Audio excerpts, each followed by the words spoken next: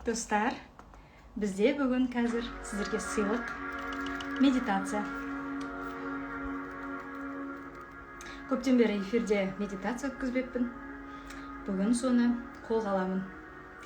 Алдыңғы эфирде біз медитацияның маңызын түсіндірген болатынбыз. Яғни, өмірдегі кез келген мақсатқа жету үшін ең бірінші ойды тыныштандыру керек, ойды жақсарту керек. Ойды жақсартқаннан кейін ғана сіз кез келген ақшаға, қарым-қатынасқа, бақытқа, әртүрлі керемет хәлдерге жетесіз. Ал қазір сол хәлдерге жету үшін жай ғана тыныштық медитациясы. Ол үшін дайындаламыз.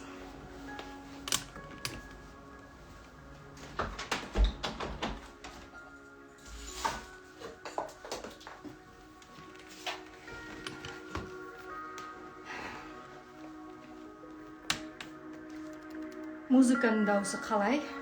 Маған айтып жіберсеңіздер, әлде музыка мүлдем керек емес па? Міне, мен даусым шамамен осылай болады.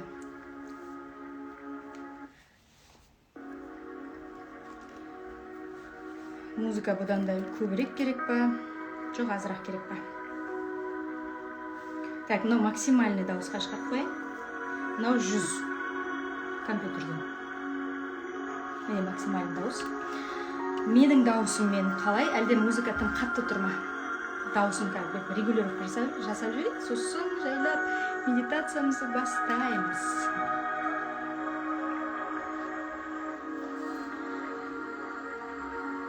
Әрине, бұйырса эфирді сақтаймын. Осы парақшада тұрады, кез келген уақытта жүрегіңізге, миыңызға тыныштық қаласаңыз, осы медитацияны тыңдап, рахаттанып босата аласыз. Шамамен 10-шы минутта бастасаңыз болады. Ал ыңғайланып отырамыз. Қадамдарды шығарып жібереміз. Музыканы менің даусымды динамикке қойсаңыз болады. Немесе наушникпен тыңдасаңыз болады.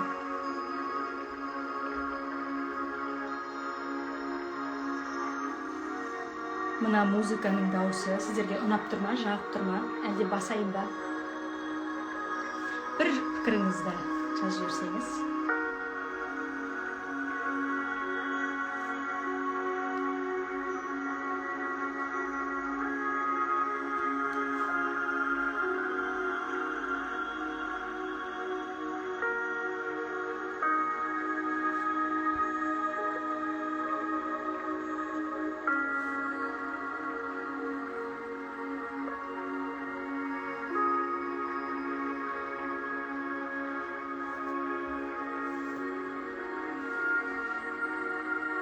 Музыка туралы пікіріңізді күтіп жатырмын әлі қыздар, әлі бастамаймын. Егер музыка реттелмесе, ол қазір мешать ететін медитацияның бізіне, трансты бұзады.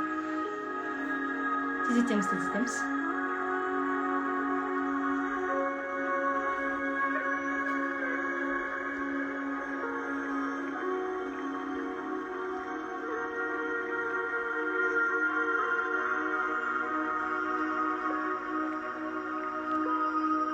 Музыка жақсы. Рахмет, Лаура. Кішкене басаласыз ба дейді. Хорошо. Енді нормально? 76-ға дейін.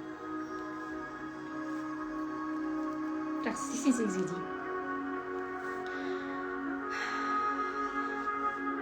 Қазір барлығымыз бүкіл әлемді ұмытамыз, достар.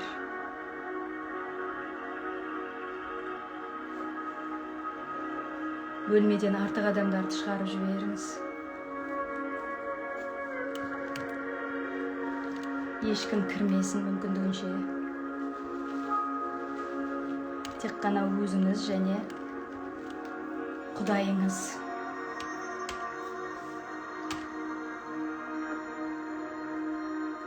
Есіктің ар жағына бүкіл ойларыңызды, уайымдарыңызды, проблемаларыңызды қалдырып кетіңіз.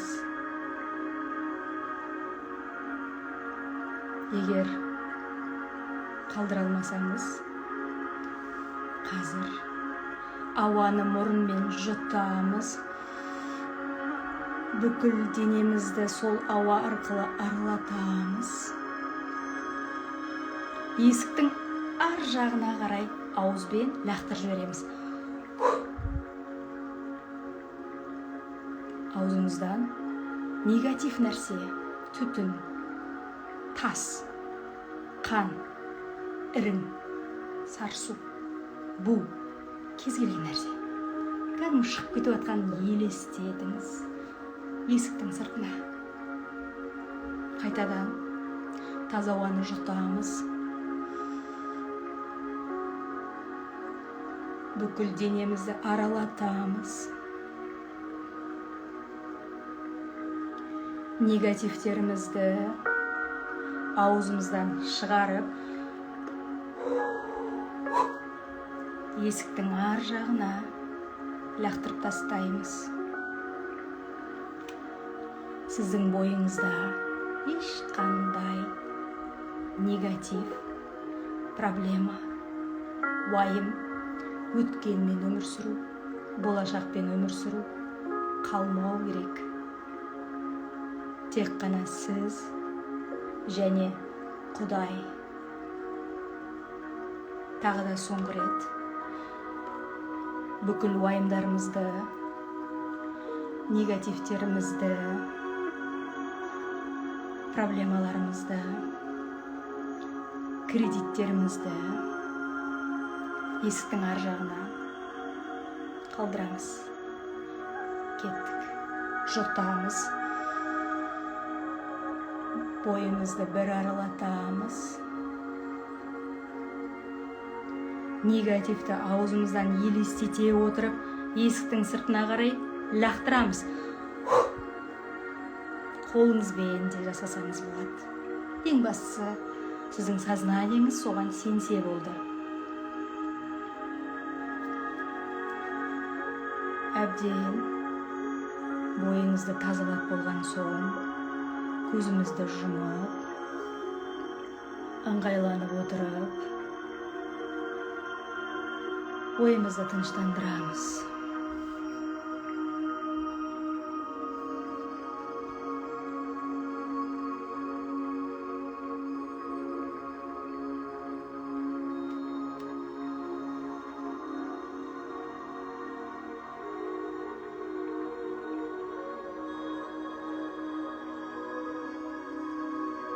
Қазір сіз теңіз жағасындасыз. Теңіз жағасында жалғыз өзіңіз келе жатсыз. Ойыңызда ештеме жоқ. Бойыңызда таптаза. Бүкіл әлемде жалғыз қалғандайсыз. Бірақ бұл жалғыздық ешқандай да қорқынышты емес. Керісінше, бұл жалғыздық сізге күш береді, қуат береді.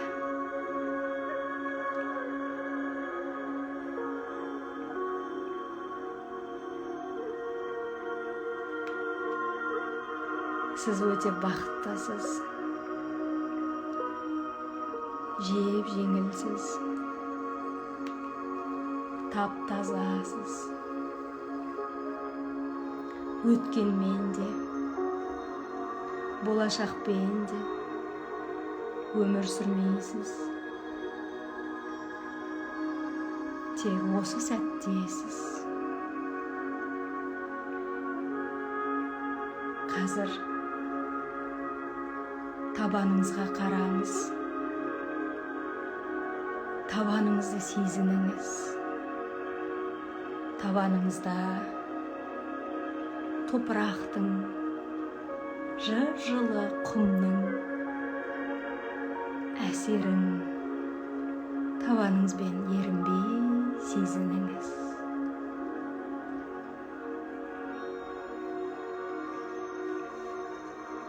табаныңыздан жердің энергиясы миыңызға дейін көтерілсін.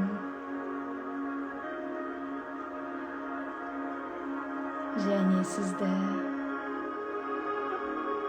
жермен байланысыңызды сездірсін.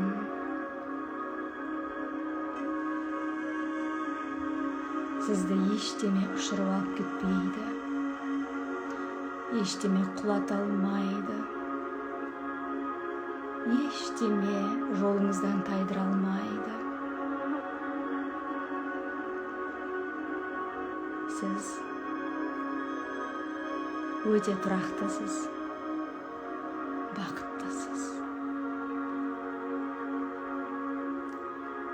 Ешқандай өткен де жоқ, болашақ та жоқ. Ешқандай міндет те жоқ, борыш та жоқ. Ешқандай уайым да жоқ, ой да жоқ. Қазір теңізге жақындап, жайлап табаныңызбен суды басыңыз. Судың ішіндегі табаныңызды көріңіз.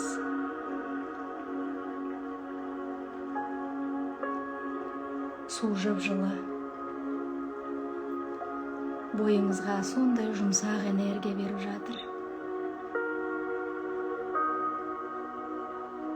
Бойыңыздағы қатып қалған қалдықтарды, блоктарды, уайымдарды, реніштерді, бүкіл бойыңыздағы боқтарды, негативтерді су тазалап жатыр. Керек болса, судың ішіне жатсаңыз болады.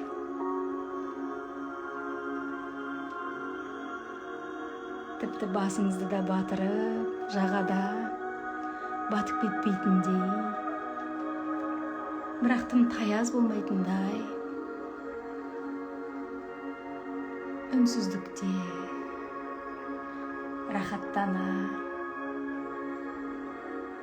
ләззаттана жатыңыз.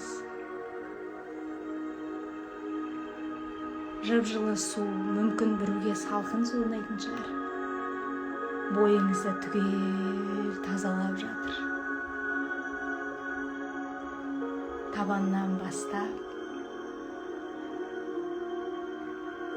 балтырларыңызды, тізелеріңізді, сандарыңызды, жамбастарыңызды, ішіңізді, әйел адамдар жатырыңызды, асқазаныңызды, іш құрылыстарыңызды, жүрегіңізді, арқаңызды, қолдарыңызды, мойныңызды, аузыңызды, құлағыңызды, көздеріңізді, миларыңызды тап-таза қылып, жұмсартып, босатып жатыр.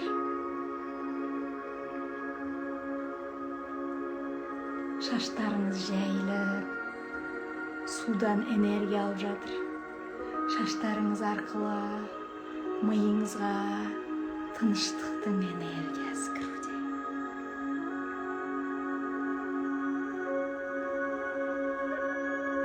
Сіз жеп-жеңілсіз, суда қалықтап тұрсыз. Су сізді көтеріп тұр. Бүкіл артық салмақтарыңыз, артық ойларыңыз, артық уайымдарыңыз да түгел кетті. Осы сумен, топырақпен және ауамен.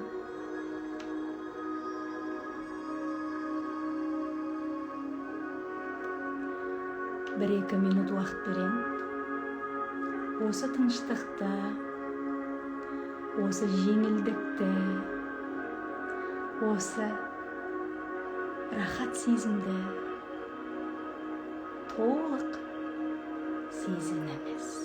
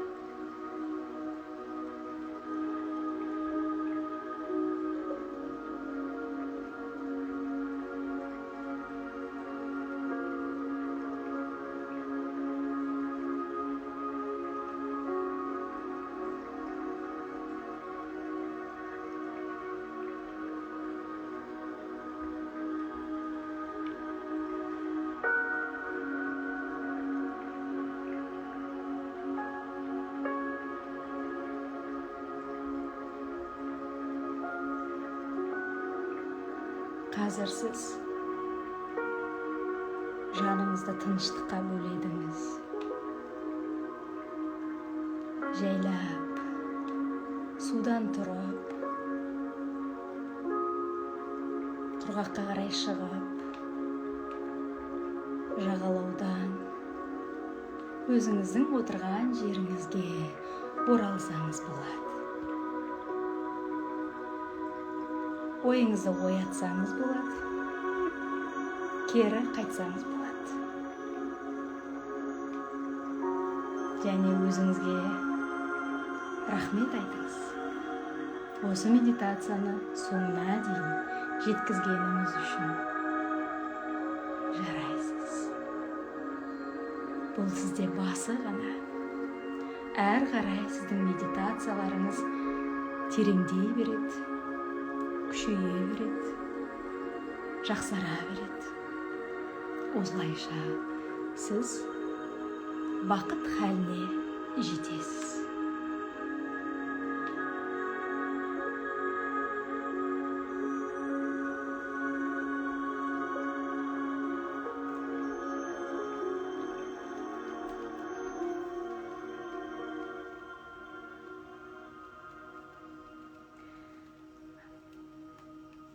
Ал достар, жайлап оянамыз медитациядан. Мен міндетті түрде блогер ретінде, медитатор ретінде, коуч ретінде, чакролог ретінде обратная связь деген нәрсе, кері байланыс өте маңызды. Ерінбей, осы мен сіздерге шын жүректен беріп жатқан медитациям үшін шын ниеттеріңізді, пікірлеріңізді, тіпті ұнамаса да бөлісе кетсеңіздер, себебі ол маған өте маңызды, достар. Осындай медитациялар сізге ұнай ма? Алдағы уақытта жиірек өткізейін бе?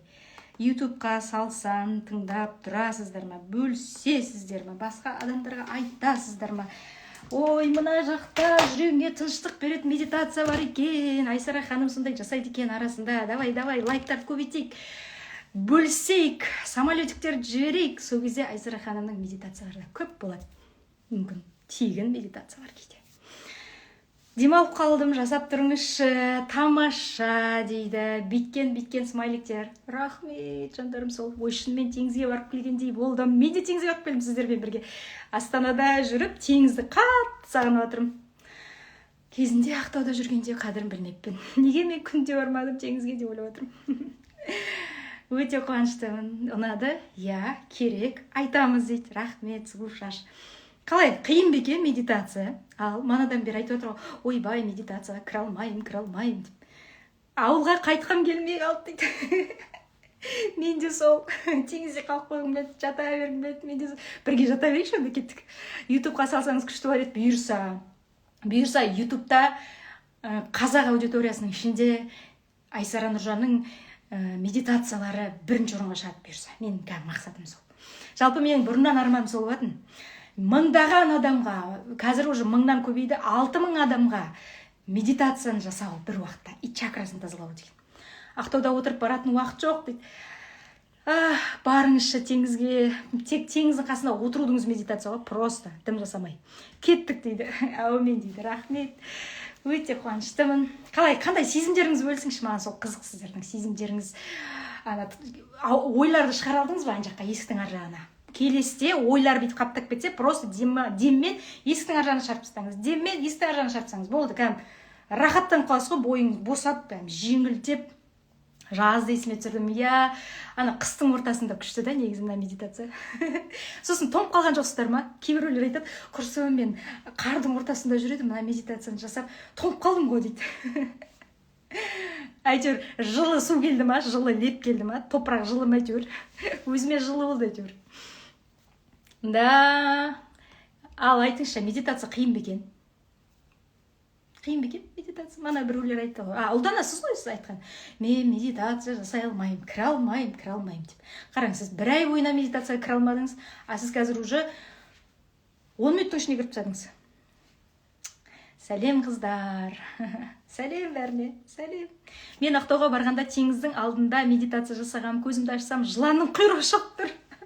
Ұшып тұрдың орыннан, ол жақта жылан көп. Бұл да бір белгі шығар. Жылан деген ол даналық. Жылан деген ол ұстаздық. Жылан деген ол коучинг. Жылан деген ол жаңа состояние, жаңа дәрежелер. Сондықтан ол да жайдан жай емес ол жыландар. Құстан шыққанда ылғал топырақ салқын болды дейді. Жақсы. Әйтеуір сездіңіз ең басты. Значит, сіздің денеңіздің, жаныңыздың сезгіштік қасиеті жойылып кетпеген. Сіздің медитацияңыз күшті болды, прям огонь дейді. Рахмет жаным, сол ұлдана. Жиірек осылай мыналарды, осы медитацияны сақтап қоям ғой. Самолетикпен көбірек бөліссеңіз, мысалы, мазасызданып жүрген адам, мамаңыз, сіңліңіз, бауырыңыз, подружкаңыз, күйеуіңіз тіпті де. Егер күйеуіңізді көрсеткіңіз келмесе, жақсы, енді бауырыңыз любой бір мазасызданып жүрсе, осы медитацияны жібере қойыңыз. Примерно бір 7-8 минутынан бастап қой десеңіз, жайлап соның бір примерно 10 минуттың ішінде бүкіл жаны тып-тыныш болып, рахаттанып, жаңа күнге дайын болып шығатын болады. Құмдан дейді. Құмдан тоңса өте жақсы. Айзат, значит, сізде сезгіштік қасиет әлі бар. Вы не потеряли это. Это главное. Сезгіштік. Осы айтпақшы, мен медитациямды жақсы көретін Гүлбағда қайда? Гүлбағда барсыз ба? Қарап жүрейін. Ой, Гүлбағда жоқ именно. Ладно. Сондай, достар. Ал, онда осымен эфирді аяқтайық. Манадан бері біз медитацияның маңызын айттық. Алдыңғы эфирде, мына эфирде медитацияның өзін жасадық. Алдағы уақытта мен бұйырса осы тыныш ой деген нәрсені қолға алып, жан дүние, әртүрлі состояние, ішкі хәлдерді ашу бойынша медитациялармен осындай эфирлер өткізіп тұрамын. Енді достар, астаналықтар бар ма екен мына жерде? Бұйырса сторизге де шығам. Астаналықтар келесі аптаның аяқ жағында нақты күн айтамыз. Ішкі энергияны аш деген тақырыпта мастер-класс өткізем. Медитация міндетті түрде болады. Келіңіздер, бағасы өте, қалай айтсам болады. Просто тек әйтеуір баға, тым қымбат емес. Ең басы өзіңіздің жеген тамағыңызды төлейсіз. Тамақ алмасаңыз да өзіңіз білесіз. Әркім өзі үшін төлейді. Және менің сол уақыттағы энергиям үшін аздаған ақшасына ғана астаналықтармен кездесу өткізбекшімін. Сондықтан астаналықтар жазамыз. Бірден кіру қиындау болды, бірақ теңізде керемет сезімде болдым. Өте тамаша. Гүлбаршын, бұл басы тек қана. Ол тек қана басы. Мен Астана дейді. Гүлбаршын, мен сізге жазам қазір. Бағасы 1500 теңге. Просто мен продюсерім айтады. Не қыласыз, қымбат баға қойып, танысайық ең бірінші. Астаналық ортаны қалыптастырайық, танысайық, жақындайық. Бұндай баға бұдан кейін болмайды, достар. Минимум 10 000-нан басталатын болады. Себебі сіз көресіз, бір кездесудің өзіне сіз миыңызға миллион демей қойшы, мықты бір-екі инсайт алып кетесіз. и медитация жасаймыз бірге, ішкі энергияны ашу бойынша. Сондықтан 1000 теңге және өзіңіздің жеген тамағыңыз. Әркім бөлек, өзінің тамағына бөлек төлейді, ортақ деген жоқ. Бізде оказывается Маңғыстауда бір жерге бәріміз барсақ, жеген тамақтың общий счетты бәріне бөліп тастайды екен. Астанада олай емес екен. Соған да үйреніп жатырмыз. Әркім бөлек-бөлек даяшыны шақырады, заказ береді, и соны бөлек төлейді. Счетты өзі ғана жабады, өзіне арналған. Сондықтан келіңіздер, тіпті соғышып отырамын десеңіз де, өз еркіңіз, 1000 теңге менің энергияма, бұйырса келесі аптаның аяқтарында ішкі энергияны аш деген мастер-класс болады, медитациясымен қосып. Күшті супер медитация өткізем. Келіңіздер. Не дейді, қашан өткізесіз, мен де барғым келеді. Осы келесі аптаның білмей тұрмын, сол астаналықтарға қалай ыңғайлы, пятница ма, суббота ма, воскресенье ма, жазып жіберіңізші. Сторизге айтам бұйырса. Сосын неге де айтам, тиктокқа да айтам, реклама жібереміз, таргет жібереміз бұйырса. Маңғыстау сияқты өткізу керек дейді. Иә, Маңғыстауда бізде деген айына бір рет шәкірт тазалау техникасы өтіп тұратын еді, күшті енді, вообще супер еді. Бірақ соңғы жылдары менің өмірімде үлкен трансформациялар болды. Қазір мен пока бөлісуге әлі толық ол трансформациядан толық өтіп болғасын бөліскім келеді. Сондықтан пока әлі ерте деп отырмын. Шәкірт тазалау техникасын пока уақытша тоқтаттым, бірақ Астанада өткіземіз. Ақтауға келіңіз. Ақтауға менен бір 30 адам жиналып, Айсара ханым, біз дайынбыз десе, любой уақыт барып өткізіп кетемін. Просто сол 30 адам жинап беретін адам болса, мен өзім жинағым келмейді қазір уже бұрынғыдай. Жеке емес, бірге болсаң берекесі болады. Әрине, иә, дұрыс айтасыз, бірге берекесі күштірек болады. Ал сонымен рахмет бәріңізге. Сіздермен медитация өткізген күшті маған да ұнады. Жаңағы медитация, ойлаңыз, арнайы бір неден туынбайды менде. Көбіне мен сценариймен жасамайды екен медитацияны. Мен жүректен образдар келеді. Бір порталдар ашылады, шабыт оянады, жан дүнием кіреді. Сіздерді де поляларыңызды сезем. Сол уақытта келген адамдардың полесіне қарай туындайды менде медитация. Жаңағы медитация, мысалы, импровизированный медитация. Аха. Өте қуаныштымын. Мына жақта мәссаған, мен эфиріме кіріп, подписка жасап отыр адамдар. Ұнап отыр ма? Соны Астанаға үйрету керек дейді. Бәрі бөлісетін ба? Меніңше білмеймін, бәрі бөлісу керек емес сияқты. Әркім өзінің төлеп, өзі қойып, не істеген жақсы ғой. Себебі, мысалға, біреу тек сок ішеді, су ішеді, а біреу толтырып тамақ алады. Ана толтырып тамақ алғандікі, ана су ішкен неге төлеу керек? Енді оның жағдайы болмай жатқан шығар, мысалға. Әр адам өзінің состояниесі болады. Ұнап отыр ма? Короче, Астананың бүкіл нелерін қабылдап жатырмын. Ұнап жатыр маған. Бірақ әрине ол деген сөз Ақтауды сатпайды. Ақтауды жақсы көре беремін. Қатты ғашықпын, Маңғыстауға түбінде оралам. Бірақ Астананы да жақсы көріп қалдым. Махаббат. Жақсында достар. Ризамын сіздерге. Соңына дейін қатысқандарыңызға рахмет. Айтпақшы, осы медитацияға, YouTubeға, Instagramға, өзінің инсайтымен бөліскен адамға күшті бір подарка дайындаймын. Давайте сіздер ұсыныңыздар, не подарка хотите от меня? Чего вы хотите от меня? Может, идеяларыңыз бар шығар. Айсаражан көргеніне қуаныштымын. Аляпа, Самберт, сіз Астанада емессіз ба осы? Мен Астанадамын, көрсек, кездесейік. Нұргүл апа, Нұргүл, сіз Астанада емессіз ба осы? Мен жақсы көретін подписчигімсіз ғой менің. Давайте, кімде-кім осы медитацияны YouTube'да, Instagram'да бөлісіп, маған сторизіне бөлісіп, сосын скриншотын жіберетін болса, мен сторизге жібердім Айсара ханым, Айсараның медитациясы депті. Онда мен супер инсайтымен бөлсе, сол адамға подарка бергім келеді. Бірақ ол қандай подарка? Білмеймін әзірге. Сондықтан ұсыныңыздар, жазыңыздар, Айсара ханым маған осындай подарка керек десеңіздер, пожалуйста. Жақсында көргеніме өте қуаныштымын. Кездескенше күн жақсы дейді. Бедейді сыйлыққа чакра тазалау болса дейді. Пожалуйста. Биыл Ақтаудан бұйырса, барам бұйырса, кездесеміз. Давайте, Аляпа. Пожалуйста. Бөлісіп, шын инсайт, күшті инсайтымен бөліскен адамдарға чакра тазалау мүмкін марафон, мүмкін жабық парақша, может офлайн өтетін бір неге шақырамыз бұйырса. Ең үздік инсайт жазған адамды және өзінің бөлекті ол енді сторизіне бөлісіп, міне Айсараның медитациясы осындай деп бөліскен адамдарға мен подарка беремін. Ал көріскенше күн жақсы. Бүгінгі тақырыпты әлі жалғастырамыз, әлі эфирлер болады, бірақ уақытын расписаниені бір қоямыз нақты. Чтобы сіздер бәріңіз біліп отыру үшін, бүгін Айсараның сабағы деп жиналып, жұмыстарыңызды реттеп, соған дайындалып, қағаз ручкаларыңызбен келу үшін алдағы уақытта расписаниясында айтамыз. Бір сабағыңызды берсеңіз болды, хорошо. Сіздің эфиріңізден шыққым келмей жатыр. Мен де сіздерден шыққым келмей жатыр. Бәріміз бір поледеміз, менің жүрегім сізбен, сіздің жүрегіңіз менімен. Адамның күні адаммен.